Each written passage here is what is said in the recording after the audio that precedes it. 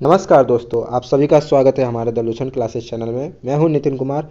और दोस्तों, आज के इस वीडियो में हम लोग पढ़ेंगे सिटीजनशिप के बारे में। जैसा कि हमने पिछले वीडियो में पढ़ा था evolution of states and union territories के बारे में, इस वीडियो में हम लोग पढ़ेंगे कि सिटीजनशिप क्या होती है, आर्टिकल 5 और 11 क्या है, इसके बारे में पढ़ेंगे और क्या ज़रूरत था एनआरसी लाने को। ये सब कुछ हम लोग इस वीडियो में पढ़ेंगे। तो चलिए फिर शुरुआत करते हैं। जैसा कि मैं हमेशा बोलता हूं कि शुरू करने से पहले आप अगर हमारे चैनल पर नए हैं तो प्लीज़ हमारे चैनल को सब्सक्राइब कीजिए, ताकि इससे रिलेटेड आपको काफ़ी वीडियो मिलती रहे।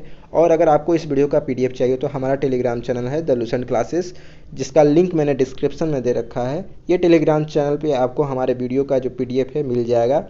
अगर आप टेलीग्राम चैनल यूज़ नहीं करते तो व्हाट्सअप यूज करते ही होंगे, उसका भी मैंने लिंक डिस्क्रिप्शन में दे रखा है। तो आप जाइए वहाँ पे, एक क्लिक पे आप ज्वाइन हो सकते हो और वहाँ पे आपको पीडीएफ मिल जाएगा। चलिए अब ये समझते हैं कि सिटीजनशिप क्या होती है।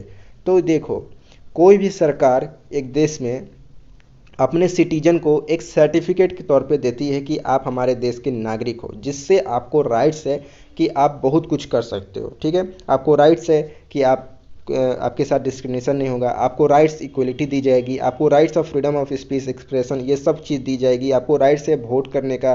ठीक है, आपको राइट्स है मेंबरशिप बनाने का पार्लियामेंट में। तो ये सब आपको अधिकार दे। जैसे कि आप अपने घरों में बात करें तो आपके घरों में अगर आप अपने फैमिली मेम्बर हो तो आपको वो अधिकार है अपने घरों में क्या चीज़ नियम लाने का, कहाँ घूमने जाना है, क्या खाना है, क्या पीने पीना है, इस सब को डिसाइड करने का आपको अधिकार है। लेकिन अगर कोई मेहमान आ जाता है आपके घर में, जैसे कोई कोई मेहमान आपके घर में आ गया, तो वो तो आपको नहीं बताएगा कि आपके घर में क्या यही खाना बनना चाहिए या फिर आप यहाँ घूमने जाएंगे, आपके बच्चे यही पढ़ेंगे।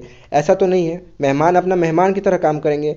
उन्हें भी कुछ अधिकार आप लोग देते होंगे, जैसे कि सोना, खाना, बैठना, ऐसा कुछ तो आप लोग भी देते होंगे। उसी तरह हमारे देश में सरकार क्या कहती है कि जो फॉरेनर है, जो एलियंस होते हैं, मतलब इस सेंस में बात करें एलियंस, यहाँ पे साइंस के एलियंस नहीं, साइंस में एलियंस को मतलब होता है कि दूसरे प्लैनेट्स का यानी दूसरे ग्रह से जो आए हुए लोगों को एलियंस कहते हैं। लेकिन कॉन्स्टिट्यूशन की लैंग्वेज में एलियंस का मतलब होता है फॉरेनर, जो विदेशी लोग होते हैं।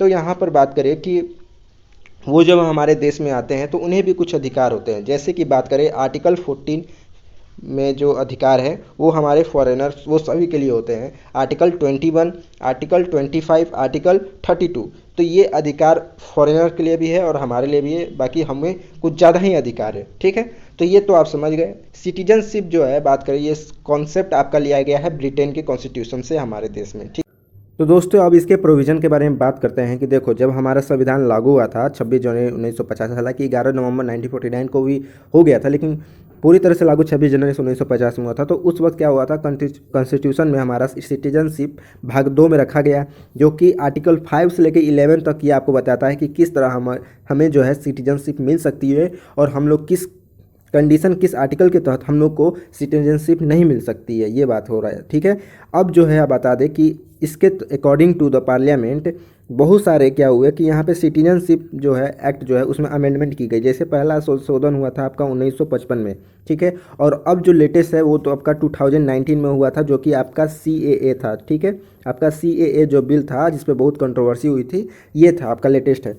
ठीक है, तो ये आप देख सकते हो अपने स्क्रीन पे बहुत सारे संशोधन हुए, जैसे कि 1957 में भी हुआ, 1960, 1985, 1986, 1992, 2003, 2005, 2015। ओके, अब जो लेटेस्ट है आपका 2019 हो गया। तो ये कुछ था। अब हम जानते हैं क्या पढ़ेंगे। अब हम लोग पढ़ने जा रहे हैं आर्टिकल 5 से लेकर 11 तक। ठीक है, अब आर्टिकल 5 से लेकर 11 तक हम लोग पढ़ेंगे। अब चलिए इसमें पढ़ते हैं आर्टिकल 5 और 6 में क्या कहता है। देखिए, बहुत ध्यान से सुनिए दोस्तों, बहुत इंपॉर्टेंट है। जैसे कि आर्टिकल 5 बोलता है कि देखो, भारत जो है नागरिक किसको देगा, नागरिकता किसको देगा, अगर मान के चलो उस इंसान का जन्म मान के चलो आपका जन्म अगर भारत में होता है, जब पार्टीशन नहीं हुआ था उस वक्त, तो हम क्या करेंगे, संविधान जब लागू हुआ था 26 जनवरी 1950 से पहले, अगर भारत में उस इंसान का जन्म या उससे 5 साल पहले उसका जन्म हुआ था, तो हम उसको नागरिकता दे देंगे भारत में। लेकिन मान के चलो कि अगर उसका जन्म बाहर होता है, मान के चलो कि वो इंसान जो है उसका माता पिता तो इंडिया के थे, लेकिन क्या हुआ अमेरिका में जाके उस एक बच्चे को जन्म देते हैं, तो क्या वो बच्चा जो है जन्म लिया तो क्या वो भारत का नागरिक नहीं है? अब सोचने वाली बात है। वो तो अमेरिका में गए और अमेरिका में उसका जन्म हुआ, तो क्या वो भारत का नागरिक नहीं होगा 1950 के पहले? तो कहा गया कि नहीं, वो होगा। क्यों, कैसे? क्योंकि अगर माता पिता में से बात करें, अगर माता पिता अगर इंडिया के हैं, मतलब इंडियन सिटीजन है, अगर उनकी जन्म स्थान भारत रही है या फिर उसके दादा दादी, तो वो रहेगा, क्योंकि वो डोमिसाइल रखता है इंडिया का। चलिए, ये आर्टिकल 5 कहता है कि वो रहेगा। अब बोला जा रहा है कि चलिए पार्टीशन जब हो गया, ठीक है, उसमें क्या हुआ था कि कुछ लोग थे जो कि 19 जुलाई और 1948 से जो पहले आए थे, उनको तो बात करें कि मिल गया सिटीजनशिप। क्योंकि देखो, पार्टीशन जब हुआ तो उस वक्त पाकिस्तान से जो हिंदू थे वो भारत में आए थे, और भारत से जो पाकिस्तानी थे, वो ये क्या करें, मुसलमान थे, वो पाकिस्तान में चले गए पार्टीशन के दौरान। ठीक है, तो ये डेट रखा गया कि देखिए, अब वो लोग जो आए हैं, जो पहले इस डेट से पहले आ गए थे, ठीक है, 19 जुलाई 1948 से जो पहले आए थे, उनको हम नागरिकता देंगे। लेकिन अब क्या हुआ कि अब इस डेट के बाद अगर फिर कोई हमारे कंट्री में अगर आता है, तो उसको 6 मंथ के लिए परमिट लेना पड़ेगा, मतलब पहले परमिट लेना पड़ेगा, फिर 6 मंथ बाद उसको यहाँ पर मिल जाएगा। तो ये आर्टिकल 6 कहता है। ठीक है, ऐसे ही आपको मतलब नहीं मिलेगा सिटीजनशिप, ऐसा आर्टिकल 6 कहता है। अब आर्टिकल 7 क्या कहता है, देखो, कि मान के चलो कि अब कुछ लोगों को लगा कि पार्टीशन से पहले कि देखो यार, ऐसा माहौल बन रहा है कि अब इंडिया पाकिस्तान 2 देश बनने वाले हैं, तो कुछ लोग सोचे कि क्यों ना हम पहले ही, मतलब पार्टीशन से पहले ही हम चले जाए, हम पाकिस्तान। अब वो पाकिस्तान गए, ठीक है, इंडिया से पाकिस्तान गए। वो पाकिस्तान में देखे कि वहाँ पे जो था उनका बहुत अच्छे से उनके साथ प्रॉपर बिहेवियर उनके तरह से नहीं किया जाता था, उनको दुरकारा जाता था, नीचा दिखाया जाता था, तो उनको बुरा लगा। और वो जो इंसान था जो इंडिया से पाकिस्तान गया था, अब वो सोचा कि देखो अब तो गए, अब फिर क्या होता है कि फिर अब पाकिस्तान से इंडिया आता है। ठीक है, तो अब वो इंडिया आता है, अगर देखो, अगर जो समझ लो कि पार्टीशन होने से, मैंने क्या बोला कि अभी उसको लग रहा है उस इंसान को कि यार माहौल ऐसा लग रहा है कि इंडिया पाकिस्तान 2 देश बनने वाला है, तो अगर वो इंसान पार्टीशन से, जब हमारा देश आज़ाद हुआ था उससे कुछ ही दिन पहले, कुछ ही महीने पहले, अगर वो 1 मार्च 1947 को बात करें, वो चला जाता है, इसके बाद अगर चला जाता है और वहाँ पे रह लेता है, लेकिन बाद में पार्टीशन जब हमारा देश आज़ाद होता है, लेकिन फिर वो सोचता है रिटर्निंग के लिए कि हम वापस इंडिया चले जाएँ, तो उसके लिए क्या, उसको सिटीजनशिप देने का क्या प्रावधान है। तो आर्टिकल 7 कहता है, तो देखो इसको देने का प्रावधान ये है कि उसको रजिस्ट्रेशन कराना पड़ेगा और फिर 6 मंथ के बाद उसको यहाँ पर दे दिया जाएगा हमारा सिटीजनशिप। ये हमारा आर्टिकल 7 कहता है। चलिए, आर्टिकल 8 क्या कहता है कि मान के चलो जो भारतीय मूल के जो विदेशी हैं, जो भारत में रह रहे थे, और वो मान के चलो, जब बहुत सारे, आपको पता होगा कि बहुत सारे विदेशी जो थे, विदेशी कह रहा हूँ मैं, कि भारतीय के मूल के जो थे वो अमेरिका में और कनाडा में ये विद्रोह कर रहे थे, लड़ रहे थे, मतलब अंग्रेज़ के खिलाफ, तो वो वहीं पे बस गए। तो क्या वो जब हमारा देश आज़ाद हुआ तो अब उनको लगा कि चलिए अब हमारा देश आज़ाद हो गया है। कुछ लोग क्या हुआ था कि ऐसे भी चले गए थे ब्रिटिश टाइम के पहले कि भाई देखो यहाँ तो इंडिया के साथ बहुत, मतलब इंडियन लोगों के साथ बुरा बर्ताव किया जा रहा है, तो जो धनी मनी थे वो बेचारे अपने चले गए, ब्रिटेन चले गए। अब वो देश आज़ाद होगा तो सोचे कि चलो भाई, देश की मिट्टी की याद आ रही है, अब मुझे वापस चलना चाहिए, तो वो हमारे कंट्री में आते हैं। तो अब उनके लिए क्या प्रावधान है, क्या उनको नहीं मिलेगा सिटीजनशिप? तो बोला गया कि मिलेगा। ठीक है, उनको भी सिटीजनशिप दिया जाएगा अगर उसके ग्रैंड पेरेंट्स और ग्रैंडफादर जो है यहाँ इंडिया के निवासी जन्म स्थान वो रखते हैं, तो बिलोंग करते हैं, तो उन्हें नागरिकता तो दी जाएगी, ऐसा कहा गया है आर्टिकल 8 में। ठीक है, देखो, आर्टिकल 5 से जो 8 तक जो था हमारा बनाया गया था कॉन्स्टिट्यूशन में, वो उस वक्त ऐसे टेम्प्रोरी बना दिया गया था। ठीक है, अब जो हम लोग पढ़ेंगे रियल, वो आर्टिकल 9 से 11 तक, इसमें बहुत सारे अमेंडमेंट भी हुए थे। जैसे कि हम बात करें कि कोई बात करें आर्टिकल 9, आर्टिकल 9 आपको ये बोलता है कि अगर आप ब्रिटेन में, ठीक है, ब्रिटेन का सिटीजनशिप ले लेते हो और चाहते हो आपको इंडिया का भी सिटीजनशिप ले लें, तो ऐसा आप नहीं कर सकते हो। अगर आप ब्रिटेन का सिटीजनशिप लिए हो तो ऑटोमेटिकली आपका इंडिया का जो सिटीजनशिप है वो आपका एकदम डिमोलिश हो जाएगा, ख़त्म हो जाएगा। ठीक है, वो पूरी तरह से समाप्त हो जाएगा, क्योंकि ये बताता है आर्टिकल 9 कि इंडिया के पास सिंगल सिटीजनशिप का कॉन्सेप्ट है, याद रखिए। ठीक है, इस सिंगल सिटीजनशिप कॉन्सेप्ट हमारा आर्टिकल 9 डिस्क्राइब करता है।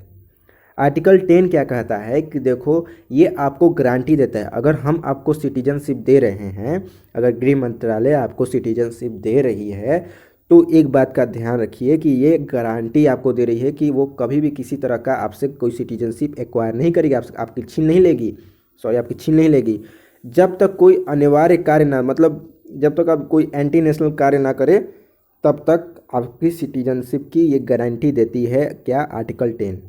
आर्टिकल 11 क्या कहता है कि पावर देता है पार्लियामेंट को ताकि वो अमेंडमेंट कर सके हमारे सिटीजनशिप बिल, मतलब जो भी है सिटीजनशिप में।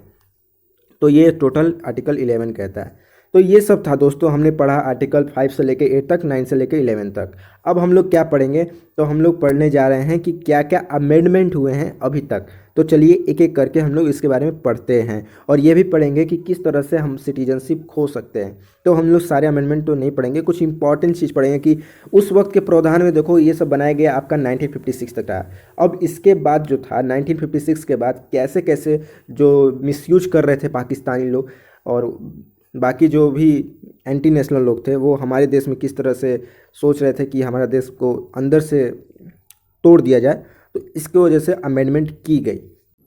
देखिए हमें एक बात ध्यान देनी होगी कि जब हमारा देश आज़ाद हुआ था दोस्तों, तो जैसे तैसे करके हमें यहाँ पे सिटीजनशिप जो थी, यहाँ पे कॉन्स्टिट्यूशन में ये आर्टिकल बनाया गया कि किस तरह से हम लोग सब मतलब यहाँ पर सिटीजनशिप देंगे अपने नागरिक को। तो अब बात ये रही कि आर्टिकल 11 के तहत ये तो पार्लियामेंट को पावर मिल गई कि वो जो थी संसद, अब वो क्या कर सकती है, लॉ बना सकती है इस पे, सिटीजनशिप पे। तो अगर आपसे क्वेश्चन पूछेगा कि पहली बार जो था अमेंडमेंट कब हुआ, तो आप 1955 मत मार देना, 1955 मत मार देना, ठीक है।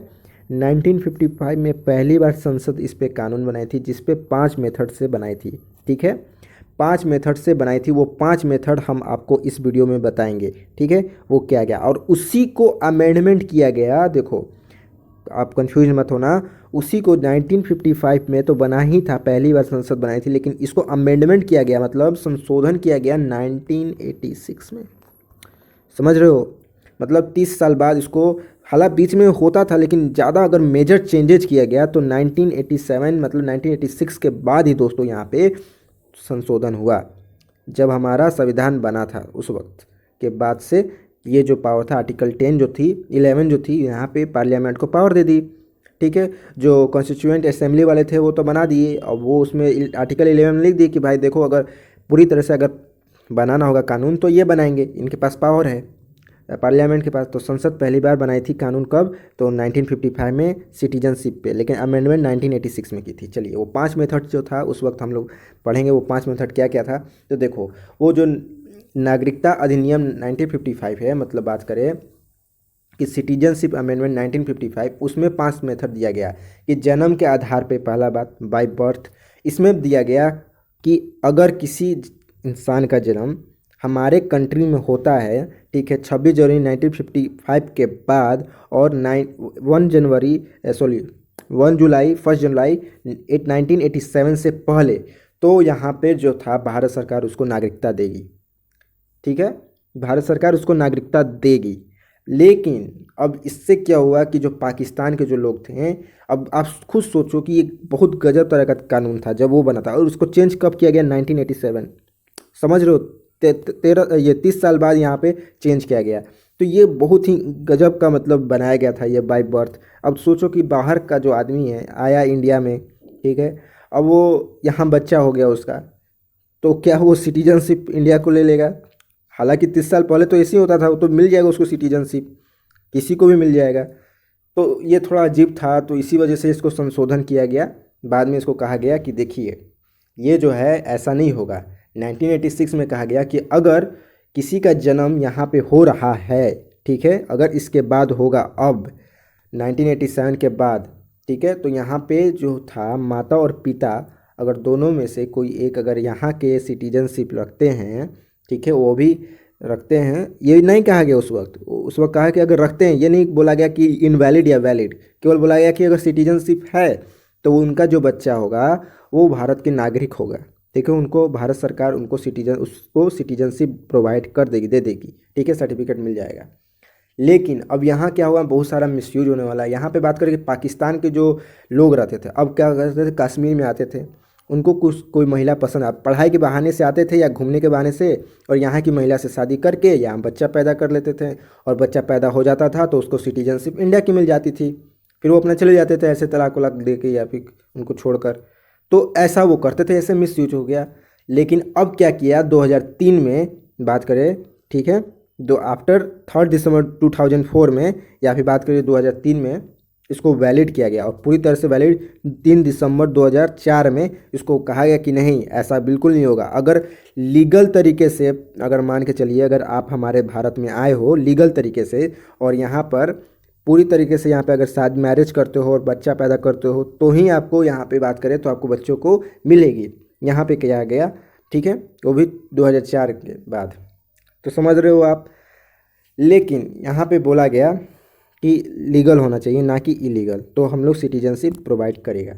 दूसरा था दोस्तों बाय डिसेंट। बाय डिसेंट का मतलब क्या हुआ कि वंश के आधार पे, ठीक है, वंश के आधार पे, कि जो इंसान बाहर रहता है दूसरे कंट्री में 26 जनवरी के बाद, 26 जनवरी 1950 के बाद, और 10 दिसंबर 1992 के पहले, तो भारत सरकार यहाँ पे वंश के आधार पे उसको देगी, ठीक है। बशर्ते याद रखना कि अगर उसके माता और पिता में से पिता जो था वो आपका यहाँ का वो हो, क्या कहता है, सिटीजनशिप हो पिता के आधार पे, तो ही हम यहाँ पर देंगे। बाद में क्या हुआ कि 2004 में इसको बोला गया कि नहीं, ऐसा नहीं है। कि अब देखो, अब सानिया मिर्ज़ा हैं और शोएब मलिक है, अगर वो दोनों शादी करते हैं तो माता जो है वो आपकी इंडियन ओरिजिन की है, ठीक है, इंडिया के सिटीजनशिप है, और जो शोएब मलिक है वो आपका पाकिस्तान का है। अब उनका जो बच्चा होगा, अब वो डिसाइड करेगा कि देखो, महिलाएं बोलने लगी कि भाई यहाँ तो इक्वलिटी नहीं हुआ, क्योंकि पहले था कि पिता पिता के आधार पर दी जाएगी, लेकिन माता, अगर मान के चलो कि माता इंडियन हो और पिता पाकिस्तानी हो, और यहाँ पे बच्चा जो होगा, अब वो तो भाई सिटीजनशिप नहीं होगा, क्योंकि माता के आधार पे तो मिलेगा नहीं सिटीजनशिप उस बच्चे को, तो पिता के आधार पे मिलेगा। तो महिला बोली कि भाई, हम मेरा भी तो वो बच्चा हुआ, हम भी तो उसको कोख में रखे हैं, आखिर उसको भी तो सिटीजनशिप मिलना चाहिए, ठीक है, हालांकि मेरे आधार पे ही मिलना चाहिए, माता बोली। तो इसको चेंज किया गया और बोला गया कि ठीक है, अब बच्चा डिसाइड करेगा कि वो क्या है, मतलब किसके साथ रहना पसंद करेगा, माता के साथ कि पिता के साथ, ठीक है। तो 3 दिसंबर 2004 में इसको फिर से अमेंडमेंट किया गया था और ये हुआ था। चलिए, अब जो था तीसरा, बाय रजिस्ट्रेशन, जिसको हम लोग हिंदी में पंजीकरण कहते हैं। अब यहाँ पे क्या हुआ कि मान के चलिए कोई फॉरेनर है, हमारे भारत में आया, ठीक है, घूमने के बहाने, और उसको ये भारत जो है हमारा देश पसंद आ गया। अब वो उसको पसंद आ गया और वो चाहता है कि यहीं रहे, तो उसको क्या करना होगा, उसको सिंपली सा बात करें तो उसको गृह मंत्रालय जाना होगा, वहाँ से उसको रजिस्ट्रेशन का फॉर्म मिलेगा, वो रजिस्ट्रेशन का फॉर्म भरेगा। लेकिन उस फॉर्म को भरने के लिए उसको एलिजिबिलिटी होना चाहिए कि वो 7 साल तक या 7 ईयर तक, यहाँ पर 7 ईयर तक बात करें तो उसको भारत में रहना है, तो ही जाकर उसको यहाँ पर रजिस्ट्रेशन के लिए वो अप्लाई कर सकता है। सिटीजनशिप मिलने की बात तो दूर है, यहाँ तब रजिस्ट्रेशन के लिए अप्लाई कर सकता है जब वो 7 ईयर तक वो रहे, ठीक है। अगर वो शादी कर लेता है किसी महिला जो भारतीय की है, तो भी उसको 7 ईयर तक रहना पड़ेगा हमारे देश में। फिर उसके बाद उसको रजिस्ट्रेशन मिलेगा, उसको अप्लीकेशन फॉर्म मिलेगा, तो वो भर सकता है। उसके लिए एलिजिबिलिटी होता है, जैसे हमने किसी एग्जाम के लिए एलिजिबिलिटी होता है ना, कि आपके लिए 12th पास होना चाहिए, ग्रेजुएट होना चाहिए, तो ज़रूरी थोड़ी है कि हमको वो जॉब मिल जाएगा। अभी तो हमको बस एलिजिबिलिटी है, इसी को बस एलिजिबिलिटी रखा गया 7 ईयर। फिर उसके बाद गृह मंत्रालय डिसाइड करेगी कि हाँ उसको देना है कि नहीं देना है, सब डॉक्यूमेंट वेरीफाई करने के बाद वो देगी। चलिए, ये हो गया। नेक्स्ट बात करते हैं।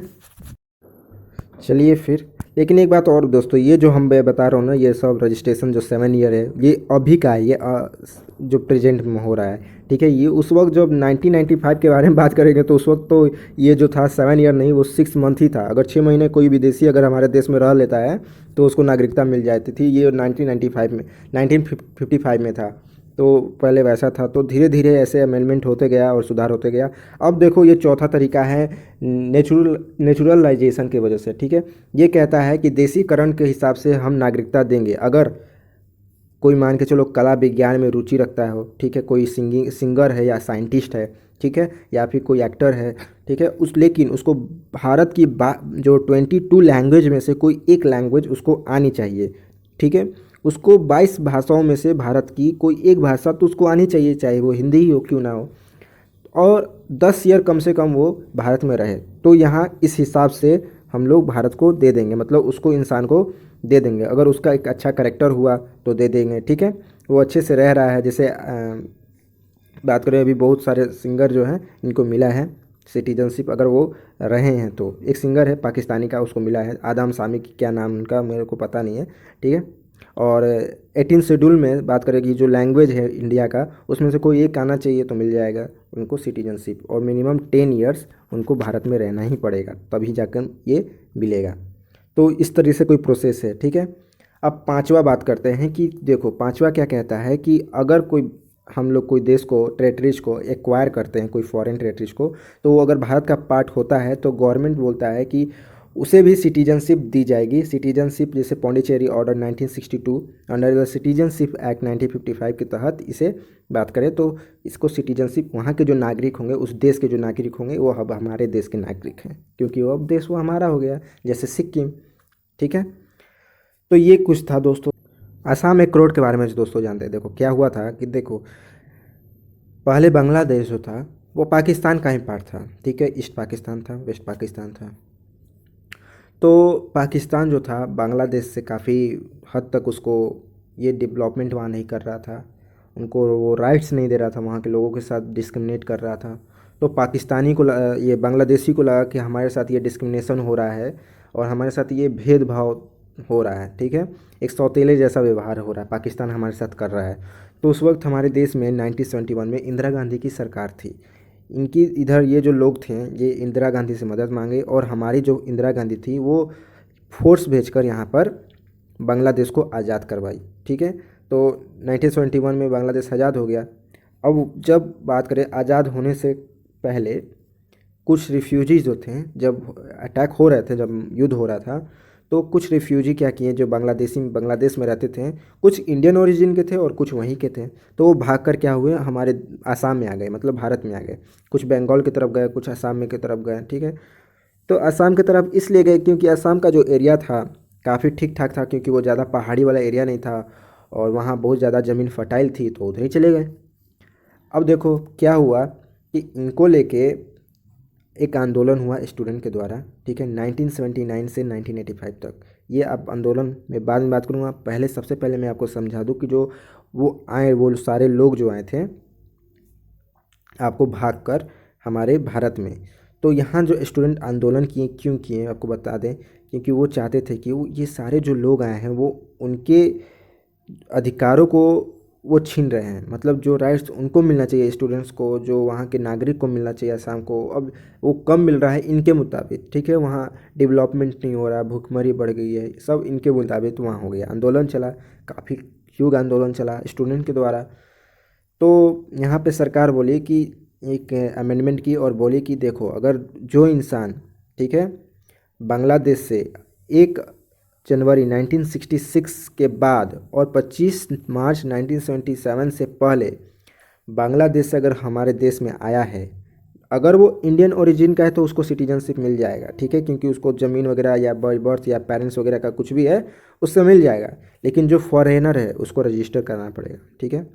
जो फॉरेनर है उसको रजिस्टर, जो वहाँ के मूल निवासी है बांग्लादेश के, उसको भारत में आएगा तो उसको यहाँ पर ये करवाना पड़ेगा, रजिस्ट्रेशन कराना। कुछ ने करवाया, कुछ ने नहीं करवाया, ठीक है। और ये इसके बाद भी लगातार, इसके ये बनने के बाद भी, अमेंडमेंट होने के बाद भी यहाँ पे लोग लगातार आते रहें आते रहें।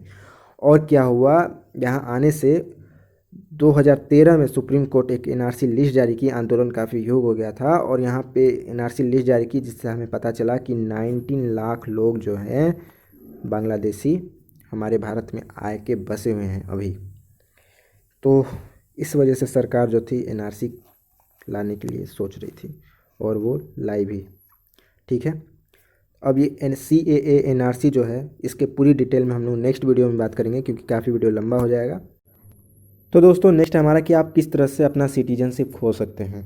देखो एक तो आपका तरीका है कि आप रीअनाउंसिंग करके, कि अगर आपका एज हो गया है और आप अपना रहना नहीं चाहते हो, तो उस तरह से आप अनाउंस कर दो कि हमको नहीं रहना है, तो आप उस तरह से सिटीजनशिप खो सकते हो। दूसरा टर्मिनेट करके, किस तरह से कि मान के चलो कि अगर आप ऐसा कुछ काम करते हो दूसरे कंट्री की सिटीजनशिप ले लेते हो और चाहते हो कि हमारी कंट्री का लेके रखें, तो ऐसा नहीं होगा। जिस तरह अगर आप दूसरे कंट्री अमेरिका के अगर मान के चलो सिटीजनशिप आपको मिलती है, उसी तरह टर्मिनेट हो जाएगी आपको इंडियन की सिटीजनशिप। तो इस तरह से आपकी सिटीजनशिप समाप्त हो जाएगी। दूसरा है डिप्राइवेशन करके, ठीक है, सॉरी डिप्रीवेंशन करके। डिप्रीवेंशन मतलब क्या, देखो इसमें आपका आ जाता है कि अगर आप कोई फ्रॉड करते हो या कुछ ऐसा डिसलॉयलिटी रखते हो अपने कॉन्स्टिट्यूशन की तरफ, या कभी वार हो रहा है तो अपने एनिमी से, हमारे दुश्मन से आप कम्युनिकेट करते हो, या अगर किसी दूसरे की मान के चलो कि आप एलिजिबल हो गए हो रजिस्ट्रेशन के लिए, 5 साल आपका हो गया है और आप अब एलिजिबल हो गए हो रजिस्ट्रेशन के लिए, लेकिन क्या होता है कि दूसरे देश ने आपको गिरफ्तार कर लिया, या फिर कंटिन्यूसली 7 ईयर तक आप रह लेते हो दूसरे देश में, तो इस तरह से आप सिटीजनशिप समाप्त हो गए। तो ये सब था दोस्तों, आपको बता दें, ठीक है। इस तरह से आप लोग अपना सिटीजनशिप खो सकते हो। सिंगल सिटीजनशिप का क्या कॉन्सेप्ट है, देखो हमारा जो कंट्री है वो बात करें तो फेडरल सिस्टम नहीं, हमारे अंदर यूनिटरी सिस्टम है। यूनिटरी सिस्टम मतलब कि यहाँ पे जो ताकत है वो सेंटर के पास है, स्टेट के पास नहीं है। लेकिन अमेरिका में ऐसा नहीं है, अमेरिका में फेडरल स्टेट, वहाँ पे होता है डुअल सिटीजनशिप। अमेरिका हो गया और आपका स्विट्जरलैंड हो गया, वहाँ तो स्टेट भला तो कोई कंट्री की सिटीजनशिप रहेगी ही, साथ ही साथ आपको स्टेट के मतलब कि सब लोग 50 राज्य हैं अमेरिका में, उन 50 राज्यों में अगर आप एक स्टेट में रहते हो, एक राज्य में, तो आपको उसकी भी सिटीजनशिप लेनी होगी प्लस कंट्री की लेनी होगी। लेकिन हमारे देश में ऐसा नहीं है, हमारे कंट्री में वन सिटीजनशिप का कॉन्सेप्ट है। सबसे पहले ये जान लो कि एक ही सिंगल सिटीजनशिप का कॉन्सेप्ट है, तो ऐसा कुछ नहीं है। तो ये सब था इसमें दिया हुआ है, ठीक है। पीआईओ क्या होता है, देखो पीआईओ होता है कि वो पर्सन ऑफ इंडियन ओरिजिन। मान के चलो कोई एम्बेसडर है भारत का, दूसरे राज्यों में है, ठीक है, राजदूत है, या कोई बिजनेसमैन है, ठीक है तो वो इंडियन ओरिजिन का लेकिन ओवरसी रहता है, ठीक है। तो यहाँ पे बात किया गया कि देखिए सितंबर 2020 में, सितंबर 2020 कर रहा हूँ कि 2000 में, सितंबर 2000 में यहाँ पर कि गवर्नमेंट ऑफ इंडिया जो है, मिनिस्ट्री ऑफ एक्सटर्नल अफेयर, यहाँ पर एक हाई लेवल मीटिंग बुलाती है कमेटी, और यहाँ पर जिसके चेयरमैन होते हैं एलएम सिंघवी, ठीक है, याद रखिए एलएम सिंघवी, उनके साथ ये सब बात की जाती है। और बाद में यहाँ पे कमेटी ने रिपोर्ट सबमिट करते हैं जनवरी 2002 में, जिसमें अमेंडमेंट किया गया जो था सिटीजनशिप 1955, उसको ग्रांट में रखते हुए डुअल सिटीजनशिप देती है कि ठीक है आप बिजनेसमैन हो, आपका आना जाना लगा रहता है, तो हम जो है आपको सिटीजनशिप देंगे, डुअल सिटीजनशिप, ठीक है, जो कि आपका पीआईओ होगा, जो कि बाद में इसको ओसीआई और इन दोनों को इमर्ज करके दोस्तों आ गया है अब ओसीसी, ठीक है। ये आपका हो गया है ओवरसी सिटीजनशिप।